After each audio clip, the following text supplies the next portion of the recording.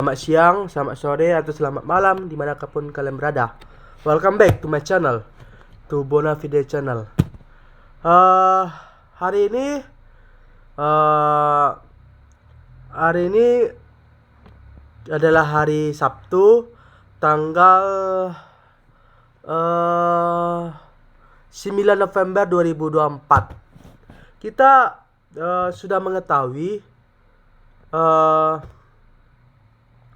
pada bulan November ini adalah bulan yang padat untuk timnas Indonesia. Kita sudah mengetahui juga 27 timnas calling atau timnas yang dipilih oleh Coach Sintayong. Dalam video ini, dan kita sudah mengetahui juga bahwa timnas Indonesia akan bermain tanggal 15 dan tanggal 19 November dalam lanjutan kualifikasi Piala Dunia round 3 USA 2026 melawan Jepang tanggal 15 tanggal 19 November 2024 melawan Arab Saudi.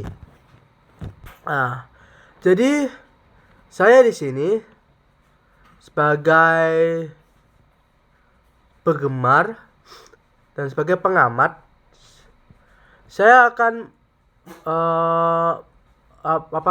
saya akan memberi masukan, kajian dan masukan kepada Coach Sintayong dalam pertandingan timnas Indonesia menghadapi Jepang dan Arab Saudi dalam lanjutan kualifikasi World Cup 2026 yang berada di Amerika Serikat, Kanada dan Meksiko. Saya di sini sudah mencatat 12 poin penting yang akan dilakukan oleh Coach Sintayong untuk menghadapi dua kekuatan besar yang ada di Asia tersebut. Tanpa berlama-lama, mari kita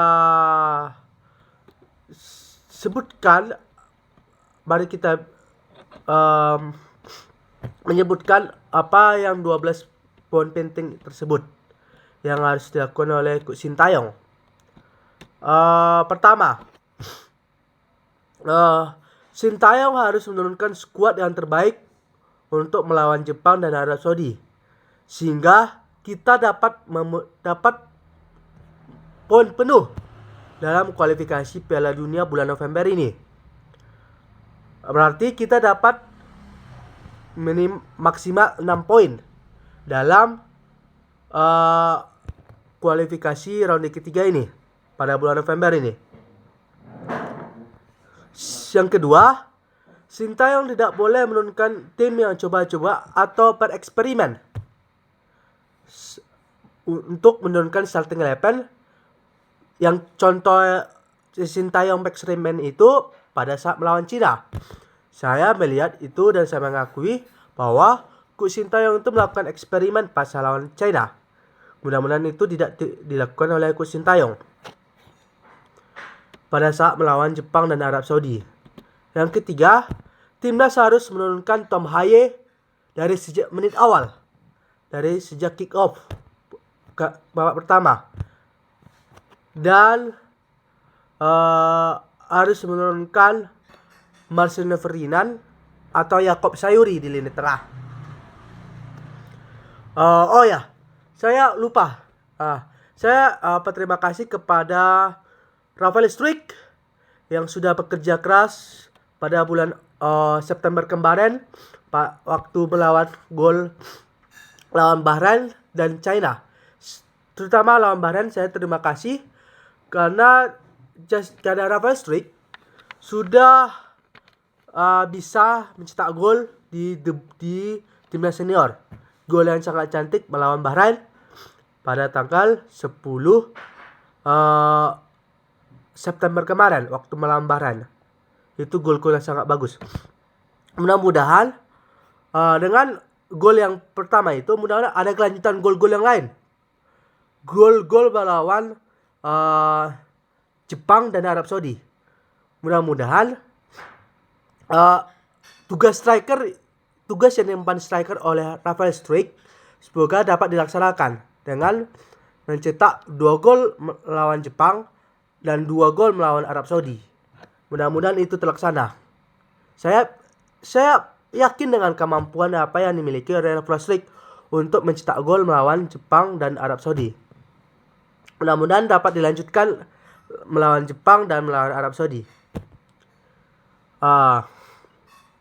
Jadi lanjut dengan 12 poin tersebut. Itu Mansur Ferdinand atau Yaakob Sory di lini di tengah. Kenapa? Kita harus menguasai lini tengah. Karena kunci penting pas lawan Jepang itu adalah kita harus mendominasi dan harus menguasai lini tengah. Karena apa? Lini tengah adalah kunci. Karena itu pertarungan sangat sengit di lini tengah antara Jepang dan Indonesia. Jepang memiliki kemampuan yang sangat luar biasa di lini tengah. Sehingga kita tidak boleh kalah melawan Jepang atau harus bisa mendominasi di lini tengah. Karena apa? Itu adalah kunci untuk membangun serangan dan untuk mencetak gol. Selanjutnya, yang keempat adalah tidak boleh menurunkan Kelvin Verdong di bek tengah lagi, bagian kiri. Saya menyarankan dan memasukkan kepada STY, biarkan Kelvin Verdong harus bermain di lini sayap kiri bagi Indonesia. Karena apa? Karena kemampuan yang dimiliki oleh Kelvin Verdong, skill yang dimiliki Kelvin Verdong dapat mempunyai kemampuan umpan-umpan yang silang yang sangat bagus dan dapat mengantongi sayap-sayap yang terkenal yang dimiliki oleh Jepang, yaitu seperti Takao Kubo dan Takumi Minamino. Itu bisa di press dan bisa diganggu oleh Kelvin Verdong dengan kemampuan yang dimilikinya, yang berjuta-juta pengalaman yang berada di Liga Belanda, Liga Utama Belanda, yaitu Eredivisie Belanda. Saya dapat mempercayai oleh Kelvin Verdong dapat menguasai di lini sayap kiri Indonesia, dapat unggul melawan Takumi Minamino ataupun Takao Kubo yang dimiliki oleh Jepang. Yang kelima yaitu harus menurunkan trio back Rizky Ridho, Jay Ses, dan Justin Hubner. Mereka bertiga sudah memiliki chemistry yang luar biasa di lini belakang timnas Indonesia. Sehingga kita dapat meminimalisir mungkin blunder atau kelengahan atau ancaman-ancaman yang berada di lini pertahanan kita. Kemampuan oleh Rizky Ridho sangat luar biasa. Kita bisa lihat pas saat Persija Jakarta klub yang dibeli oleh Rizky Ridho saat menghadapi Madura United. Kemampuan oleh Rizky Ridho sangat luar biasa, dapat unggul melawan striker-striker asing yang dimiliki Madura United dan dapat mengasis atau memberi umpan untuk mencetak gol oleh striker Persija Jakarta tersebut, dan umpannya sangat bagus. Apalagi yang dimiliki oleh Justin Hubner. Biarpun dia berada di Wolves U21 di Liga Inggris, tapi kemampuan Justin Hubner di sebelah kiri pertahanan timnas Indonesia, back tengah sebagian kiri tidak diragukan lagi.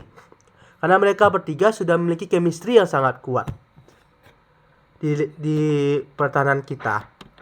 Yang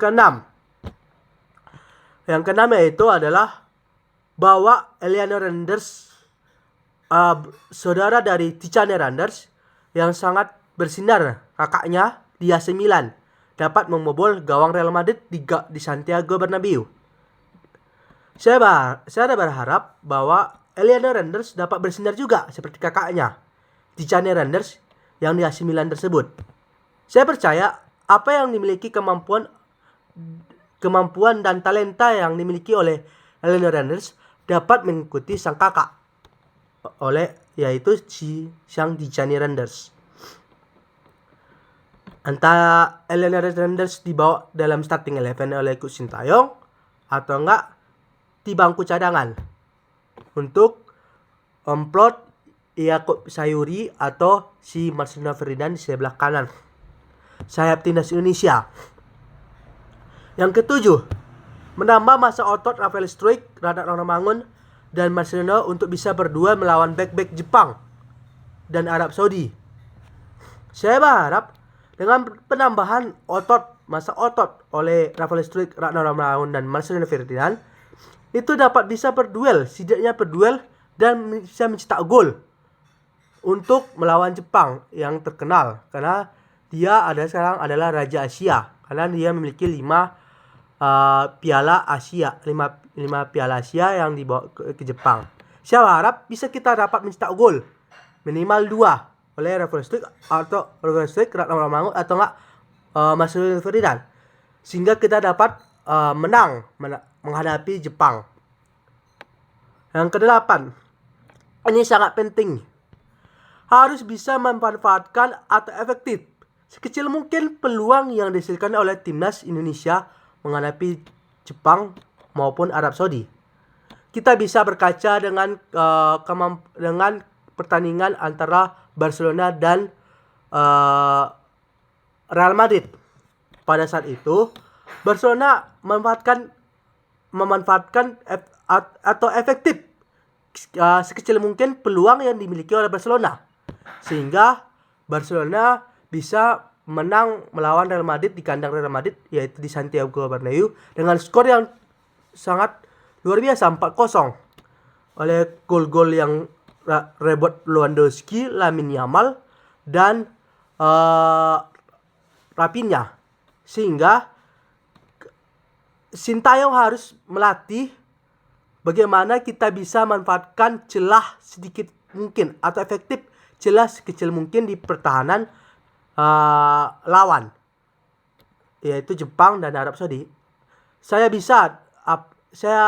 berharap dan saya yakin bahwa Sintayong bisa melatih untuk memanfaatkan sekecil mungkin atau efektif sekecil mungkin di lini pertahanan Jepang.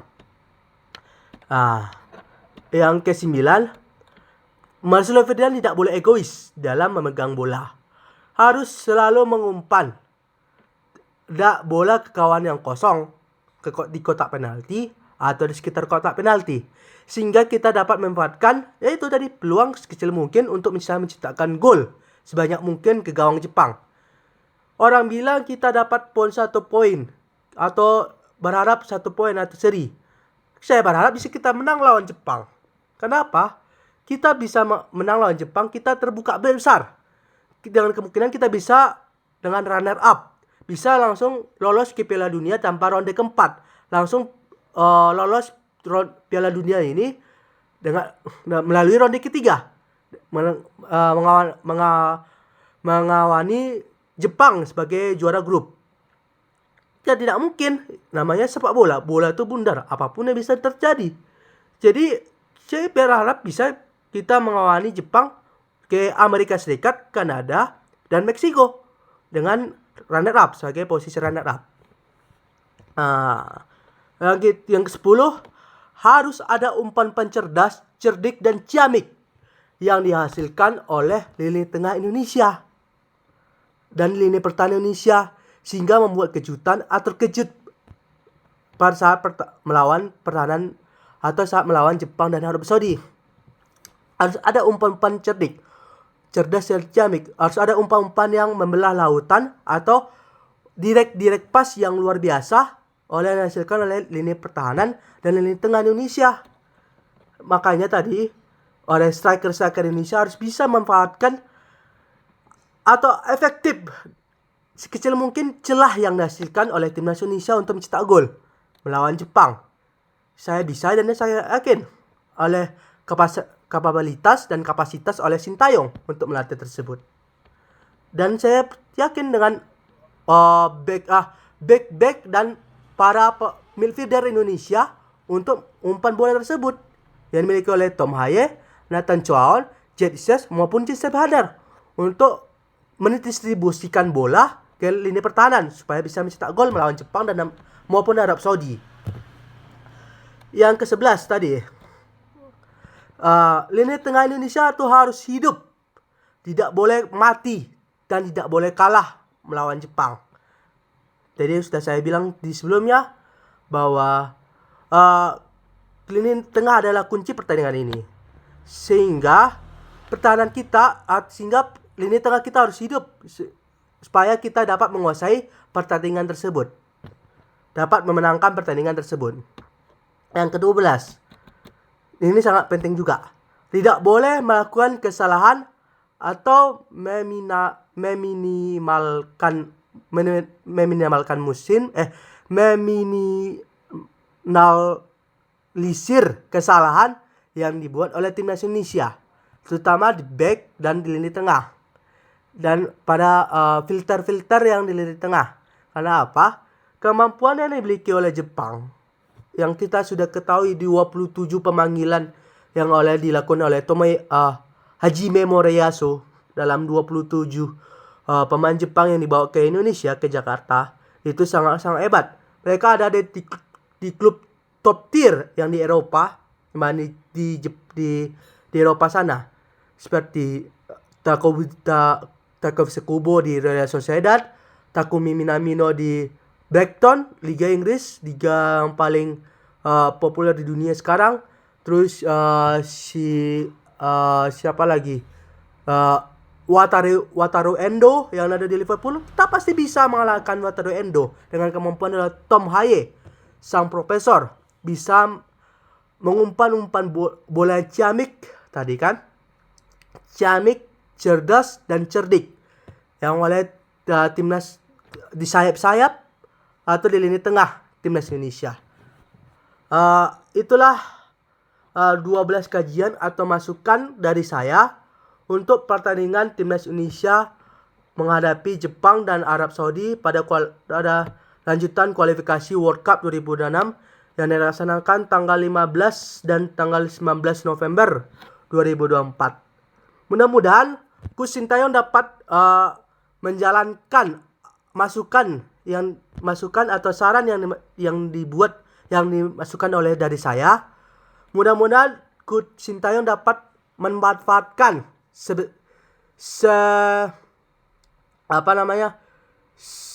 sedekat mungkin atau dapat menggunakan apa yang 12 poin yang saya sampaikan dalam video ini. Saya yakin kapabilitas dan kemampuan yang dimiliki oleh Coach Sintayong dapat dimanfaatkan dalam 12 poin yang saya masukkan, yang saya omongkan dalam video ini, dalam kajian ini. Mudah-mudahan Coach Sintayong dapat menjalankan apa yang 12 poin yang saya masukkan ini. Semoga kita dapat manfaatkan dua pertandingan ini pada dua pertandingan ini di bulan November ini, sehingga kita dapat terbuka lebar untuk lolos ke Piala Dunia 2026 di Amerika Serikat, Kanada, dan Meksiko. Semoga Tuhan menyertai kita semua.